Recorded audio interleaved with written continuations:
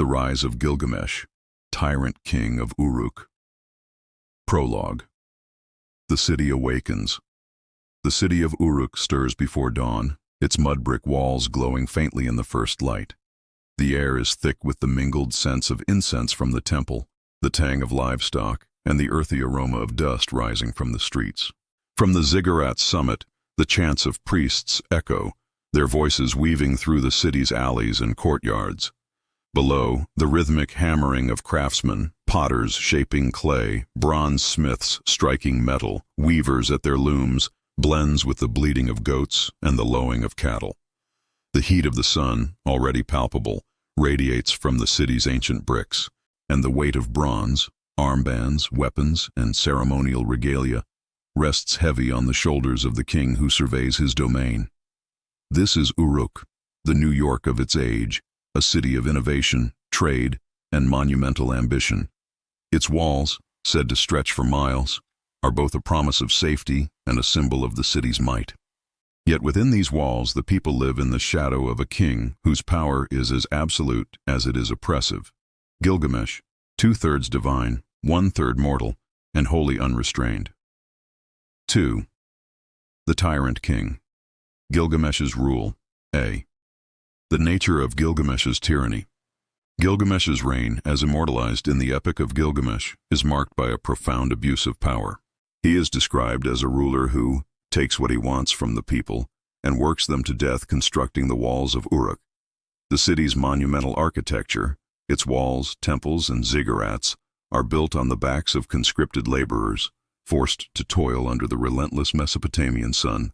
The tactile reality of their suffering is felt in the calloused hands of bricklayers, the sweat-soaked tunics of laborers, and the exhaustion etched into the faces of Uruk's citizens. But Gilgamesh's tyranny extends beyond forced labor. He exercises the infamous right of the first night, claiming the privilege of sleeping with brides before their husbands. This violation of social and familial bonds sows resentment and despair among the people, who see their king as a predator rather than a protector. The epic recounts, he mates with the lawful wife, he first, the groom after. By divine decree pronounced, from the cutting of his umbilical cord, she is his due. His rule is further characterized by arbitrary violence and a disregard for justice. Gilgamesh is a fierce, ruthless warrior and king, acting as if he is above both law and the gods themselves. The people of Uruk live in fear, their complaints rising to the heavens. By day and night, his tyranny grows harsher. The city's elders and commoners alike lament the loss of their sons to war and labor, and the violation of their daughters' honor. B. The people's response and divine intervention. The suffering of Uruk's people does not go unnoticed. In the epic, their collective prayers and laments reach the gods, prompting divine intervention. The god Anu, troubled by Gilgamesh's excesses, instructs the goddess Aruru to create Enkidu, a wild man destined to challenge and ultimately humanize the king. This act of divine correction underscores a central theme of Sumerian belief, that kings, though powerful, are not above the will of the gods. 3. Kingship in Sumer, divine right and governance. A. The divine institution of kingship. In Sumerian ideology, kingship is a sacred trust, a gift bestowed upon humanity by the gods. The Sumerian king list, an ancient chronicle, begins with the phrase, after the kingship descended from heaven, the kingship was in Eridu, affirming that the right to rule is divinely ordained. Kings are seen as stewards or agents of the gods, responsible for maintaining order, justice, and the prosperity of the land. Early Sumerian rulers, especially in Uruk, often held dual roles as both secular leaders and high priests, mediating between the city and its patron deity. Over time, the role of the king, Lugal, or big man, evolved, with military prowess and the ability to protect and expand the city, becoming central to royal legitimacy. B. Governance structures and social order. The Sumerian state was highly organized, with a complex bureaucracy that included a prime minister, judiciary assembly, governors, temple priests, military commanders, and scribes. The king's authority was balanced by the temple's religious power, but both were ultimately seen as serving the gods. The king's legitimacy depended on his ability to uphold divine justice, a set of decrees that maintained cosmic and social order. C. The king as mediator. The king's most important role was as mediator between the gods and the people. He was responsible for performing rituals, maintaining temples, and ensuring the gods' favor through offerings and piety. Failure to fulfill these duties could result in the withdrawal of divine favor, manifesting in disasters such as drought, famine, or invasion. Ifu. Daily life in Uruk, the sensory world of the city. A. Occupations and social fabric. Uruk was a bustling metropolis, its streets alive with the sounds and sights of daily labor.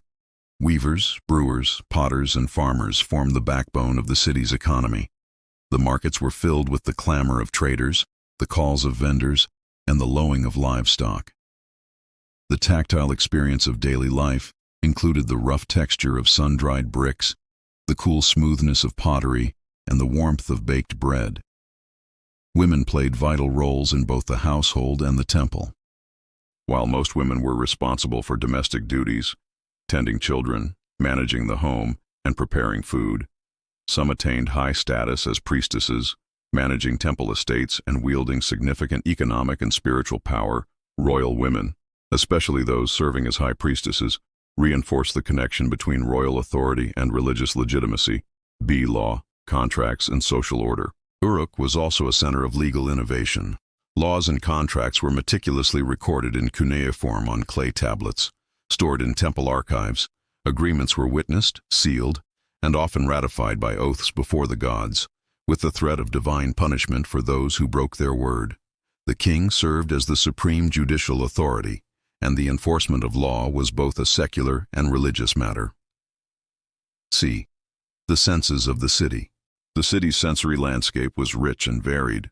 The aroma of incense drifted from temple altars, mingling with the scent of sweat, dust, and baking bread. The rhythmic sounds of construction, hammering, brick-making, and the chanting of laborers echoed through the streets. The tactile reality of daily life was felt in the weight of bronze tools, the roughness of clay, and the coolness of stone. The visual splendor of Uruk's monumental architecture, adorned with colorful mosaics and gleaming in the sun, was a constant reminder of the city's power and ambition. V. The Uruk expansion, monumental works and urban innovation. The rise of urban civilization. The Uruk period, c. 4000–3100 BC, marks the dawn of urban civilization. Uruk became the largest city in the world, with a population that may have reached 50,000 within its walls and up to 90,000 in its environs. The city's influence spread across Mesopotamia and beyond, establishing trade networks that reached as far as Anatolia and the Levant. B. Monumental architecture. Uruk's most enduring legacy is its monumental architecture. The Yana Temple complex and the White Temple were centers of worship, economic redistribution, and administrative control. The city's ziggurat, a stepped pyramid rising above the skyline, symbolized the connection between earth and the heavens. The massive mud brick walls, traditionally attributed to Gilgamesh, encircled the city, providing both defense and a powerful symbol of civic pride. These monumental works required organized labor, technological innovation, and centralized governance. The construction of temples, palaces, and walls was not only a demonstration of royal power, but also a means of uniting the community in collective effort. See Uruk as a model for modern cities. Uruk's scale, diversity, and dynamism have led some scholars to compare it to modern metropolises like New York. It was a hub of innovation, culture, and trade, a place where people from across the region came to seek opportunity and fortune. If Gilgamesh were to walk through Times Square today, he would recognize the energy, ambition, and complexity of urban life, even if the details had changed. 6. Themes of absolute power, oppression, and divine justice. A. The dangers of absolute power. Gilgamesh's early reign exemplifies the dangers of unchecked power. His tyranny brings suffering to his people, disrupts social order, and provokes the intervention of the gods. The epic uses his story to explore the corrupting influence of absolute authority and the necessity of justice and restraint. B. Oppression and the cry for justice. The people of Uruk, oppressed by their king, turned to the gods for relief. Their prayers are answered not with direct punishment, but with the creation of Enkidu, a being who will challenge Gilgamesh and force him to confront his own limitations. This narrative reflects the Sumerian belief that the gods are the ultimate arbiters of justice, capable of correcting the excesses of even the most powerful rulers. C. Divine justice and the limits of kingship. In Sumerian religion, kingship is a sacred trust, but it is not unconditional. The gods grant power, but they can also withdraw it. Tyranny, impiety, and neglect of religious duties are seen as offenses that can bring disaster upon the city. The epic's portrayal of Gilgamesh's transformation, from a tyrant to a wiser, more compassionate ruler, serves as a cautionary tale about the responsibilities of power and the importance of humility before the divine seventh. Symbolism: the walls of Uruk and the king as mediator. A. The walls as metaphor.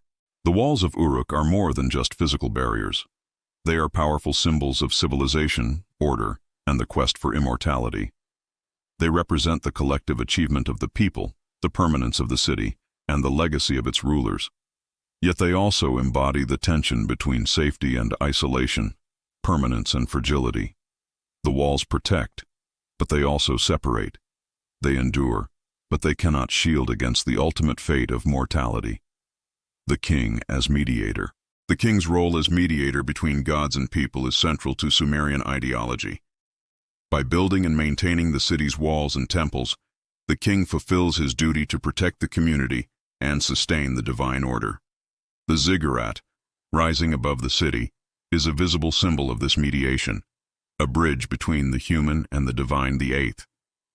Foreshadowing the coming of Enkidu and the confrontation with mortality.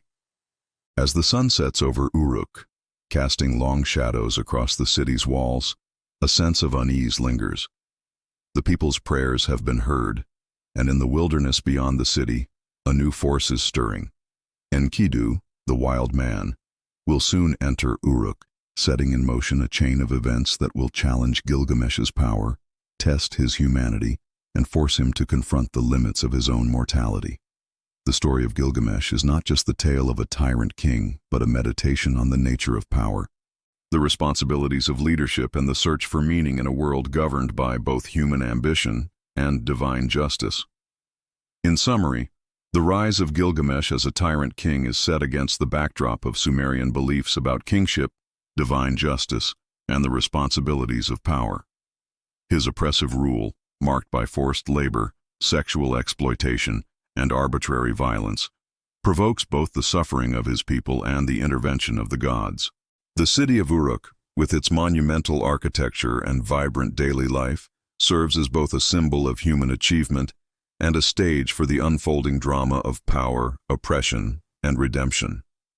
The epic's enduring themes, absolute power, the cry for justice, and the limits of mortality, resonate across the ages, inviting us to reflect on the nature of leadership and the meaning of legacy.